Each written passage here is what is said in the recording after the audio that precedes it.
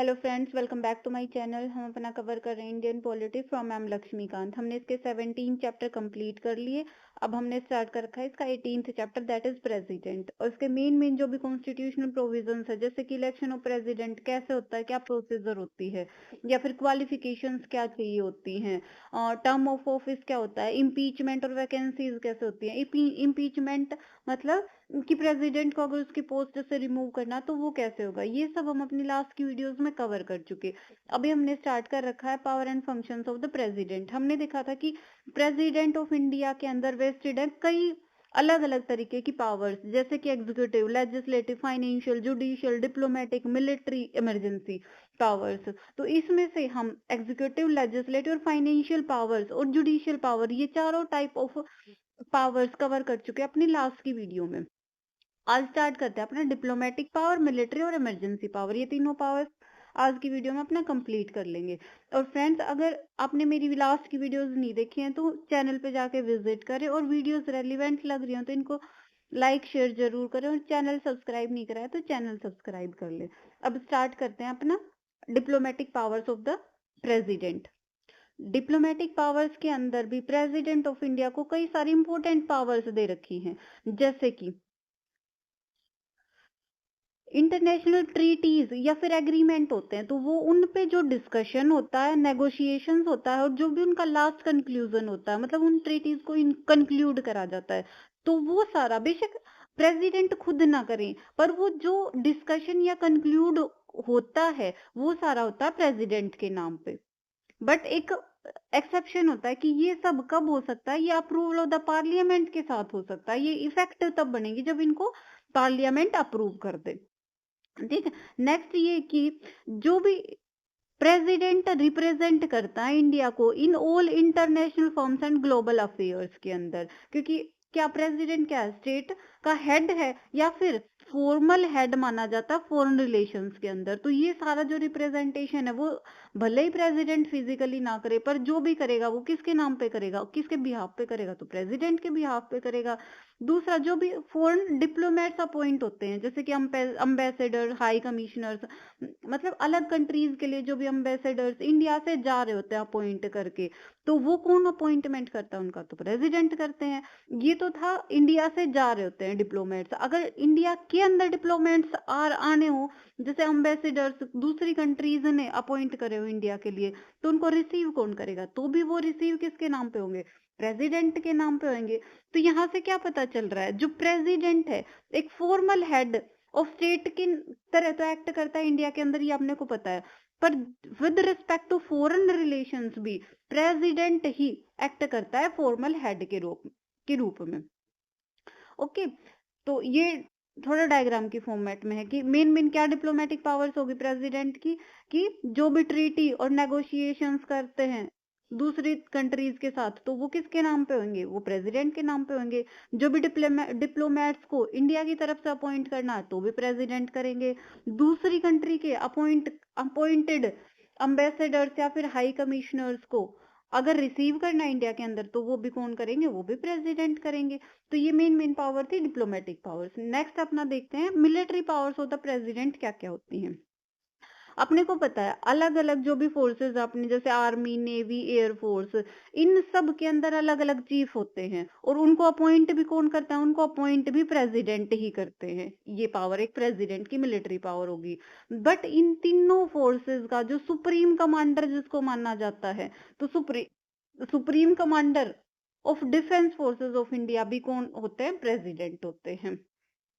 एक सबसे important power क्या होती है, मान लो किसी कंट्री के साथ वॉर डिक्लेयर करना हो, या फिर वॉर चल रहा हो, वहां पे पीस को कंक्लूड करना हो, तो ये सब भी कौन किसके पास पावर है, ये सब पावर है प्रेसिडेंट के पास।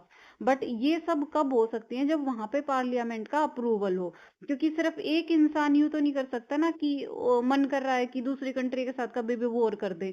वो सिचुएशन के ऊपर डिपेंड करता है। सभी सिचुएशंस को एनालाइज करके पार्लियामेंट उस चीज को अप्रूवल देती है, और उसके बाद प्रेसिडेंट के पास ये पावर होती है कि वो उस चीज को डिक्लेयर करे कंट्री के सामने। ठीक है, मतलब ये जो प्रेसिडेंट काम कर रही है किसकी एडवाइस पे कर रहे हैं, on the advice of council of minister के। तो ये होगी अपनी military power of the president of India.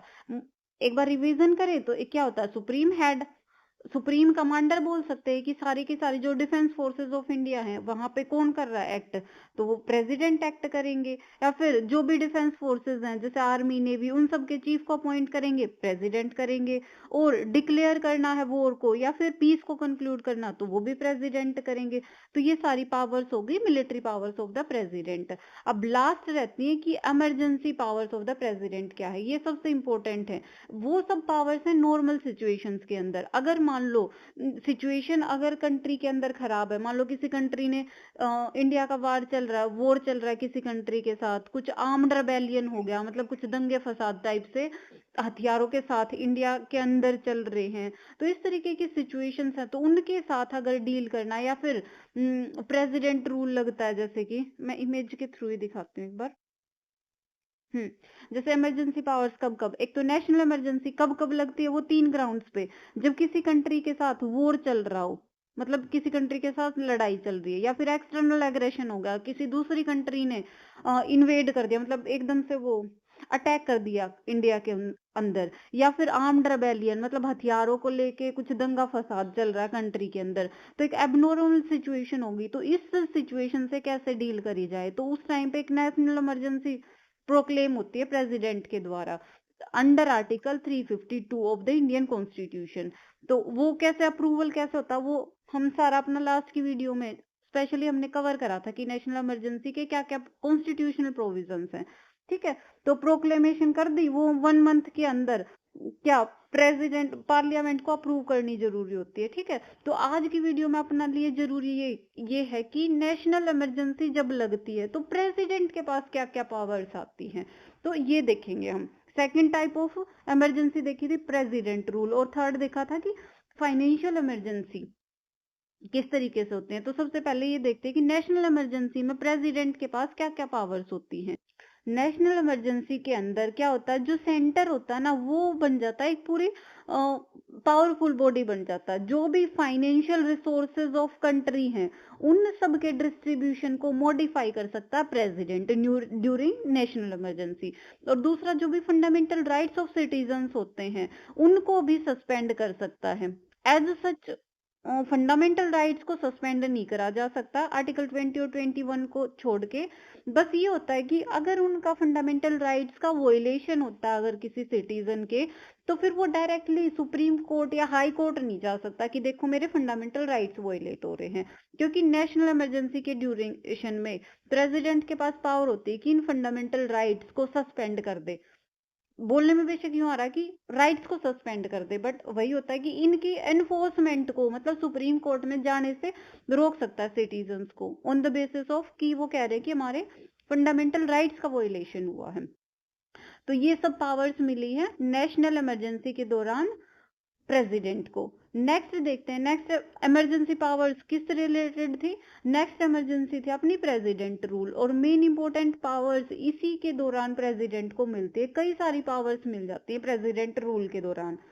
वैसे तो ये स्टेट इमरजेंसी होती है कि स्टेट के अंदर क्या चल रहा हो, ग्राउंड ऑफ प्रोक्लेमेशन क्या क्या है कि failure of constitutional machinery in the state under article 356, कि अगर जो कॉन्स्टिट्यूशनल प्रोविजंस करे गए हैं कोई स्टेट उनके अकॉर्डिंग नहीं चल रहा है, तो फिर वहां पे इमरजेंसी लग सकती है। और दूसरा क्या है, मान लो सेंटर ने कुछ डायरेक्शंस दी हैं अलग अलग स्टेट्स को, और स्टेट उन डायरेक्शंस को फॉलो नहीं कर रहा, तो प्रेसिडेंट ये कह सकता है अंडर आर्टिकल 365 कि यहाँ पे स्टेट रूल लगा सकते हैं।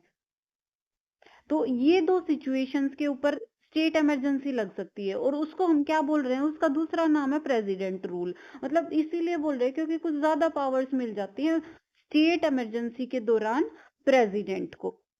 ठीक है, इसको हम कॉन्स्टिट्यूशनल इमरजेंसी भी बोलते हैं। ये लगती है अंडर आर्टिकल 356। ये सब हम अपनी लास्ट की वीडियो में कवर करा था हमने, जहां पे हमने ये करा था कि प्रेसिडेंट रूल क्या होता है, किन ग्राउंड्स पे लगता है, कौन से आर्टिकल में लगता है, और क्या क्या पावर्स आ जाती है। मेनली हमने ये भी देखा ही था, बट एक बार मोटा मोटा रिवीजन कर लेते हैं कि क्या क्या प्रेसिडेंट के पास पावर्स आ जाती हैं during president rule. First of all, जो भी स्टेट गवर्नमेंट के फंक्शंस होते हैं वो सब प्रेसिडेंट के अंडर आ जाते हैं। प्रेसिडेंट सारी की सारी जो भी गवर्नर ऑफ द स्टेट है, जहां पे भी स्टेट इमरजेंसी लगी है, या फिर प्रेसिडेंट रूल बोल सकते हैं, जहां पे जिस स्टेट में प्रेसिडेंट रूल लग रखा है वहां पे जो भी गवर्नर है या फिर कोई भी अथॉरिटी ऑफ द स्टेट कह सकते हैं, उन सब की पावर्स को भी प्रेसिडेंट एक्सरसाइज करता है। तो सबसे इंपॉर्टेंट पावर होगी ये दो। और दूसरा, जो भी स्टेट लेजिस्लेचर्स की पावर है वो प्रेसिडेंट डिक्लेयर कर सकता है कि वो सब अब से कौन एक्सरसाइज करेगा, वो पार्लियामेंट एक्सरसाइज करेगी। मतलब जो भी स्टेट लिस्ट के अंदर जो भी सब्जेक्ट, जो पहले स्टेट लेजिस्लेचर जिनके ऊपर रूल बनाता था, अब उनके ऊपर पार्लियामेंट के पास ये अथॉरिटी है कि उनके ऊपर रूल बना सकती है। तो प्रेसिडेंट ये डिक्लेयर कर सकता है। और दूसरा, मान लो कंसोलिडेटेड फंड ऑफ स्टेट से पैसे निकालने हैं, एक्सपेंडिचर करना है, तो वो पावर नॉर्मल सिचुएशन में तो उस स्टेट की जो स्टेट लेजिस्लेटिव असेंबलीज होती है उनके पास होती है। बट यहाँ पे मान लो किसी स्टेट में लग रखा है प्रेसिडेंट रूल अंडर आर्टिकल 356, ठीक है, तो वो पावर जो स्टेट लेजिस्लेटिव असेंबली की पावर होती है वो पार्लियामेंट के अंदर आ जाती है। तो जो कंसोलिडेटेड फंड ऑफ स्टेट में से उस टाइम पे एक्सपेंडिचर होगा तो उसके लिए अप्रूवल कौन देगा, पार्लियामेंट देगी।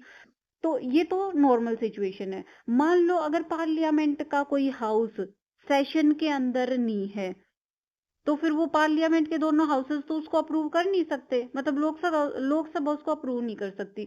तो उस टाइम पे प्रेसिडेंट के पास ये पावर आ जाती है कि उस एक्सपेंडिचर को अप्रूव कर सके, तो प्रेसिडेंट अथोराइज करता है उस चीज को। तो ये सब पावर्स आ जाती हैं प्रेसिडेंट रूल के दौरान प्रेसिडेंट के अंदर। ये सब होता है इसलिए कि एबनॉर्मल सिचुएशंस होती हैं उनको कंट्रोल करा जा सके। नेक्स्ट एक लास्ट रहता है अपना, फाइनेंशियल इमरजेंसी के दौरान प्रेसिडेंट के पास क्या क्या पावर्स आती है। देखिए एक ये डायग्रामेटिक फॉर्म में भी हम देख सकते हैं कि प्रेसिडेंट रूल कब इम्पोज होता है, कॉन्स्टिट्यूशन में मशीनरी फेल हो जाए, मतलब कॉन्स्टिट्यूशन के प्रोविजंस के अकॉर्डिंग कोई स्टेट नहीं चल रहा हो तो, ठीक है, ये सब रीजंस थे। कब अप्रूव होता है ये सब हम देख चुके।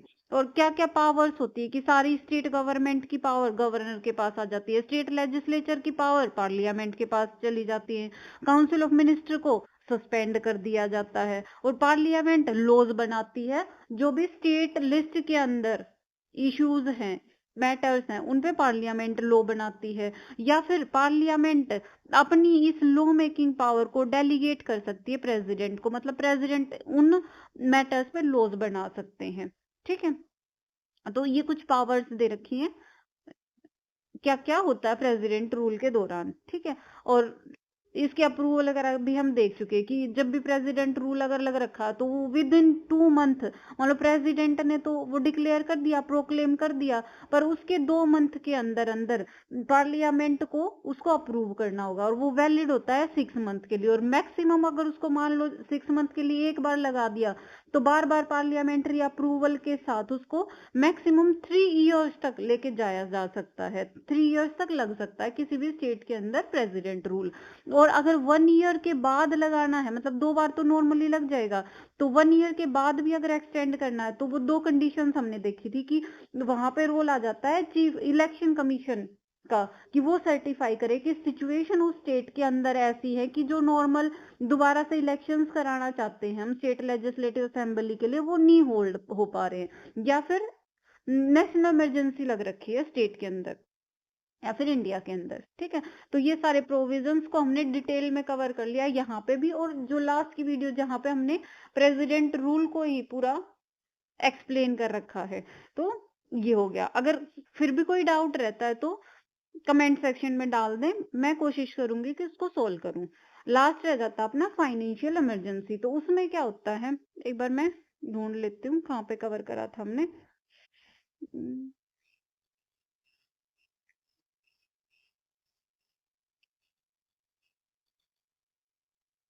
नहीं मिल रही वो चीज, पर देख लेते हैं, हम वैसे ही देख लेंगे कि क्या क्या पावर्स होती है फाइनेंशियल इमरजेंसी के दौरान प्रेसिडेंट ऑफ इंडिया के पास।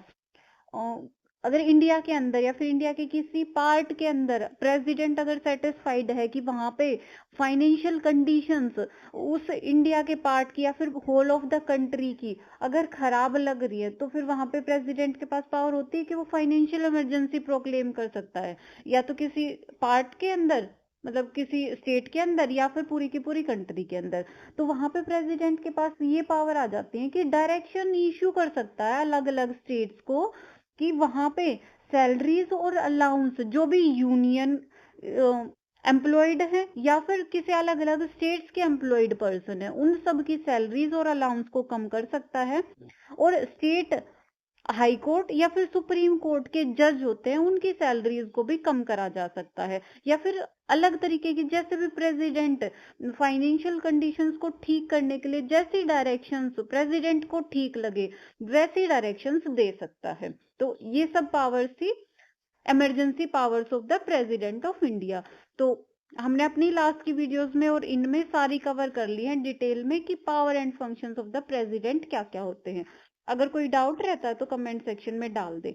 नेक्स्ट वीडियो में हम अपना कवर करेंगे कि veto power of the president क्या क्या होती है। तो फ्रेंड्स, अगर आपको मेरी वीडियोस रेलिवेंट लग रही हैं तो प्लीज इनको लाइक शेयर जरूर करें, और चैनल सब्सक्राइब नहीं करा है तो चैनल को सब्सक्राइब कर ले।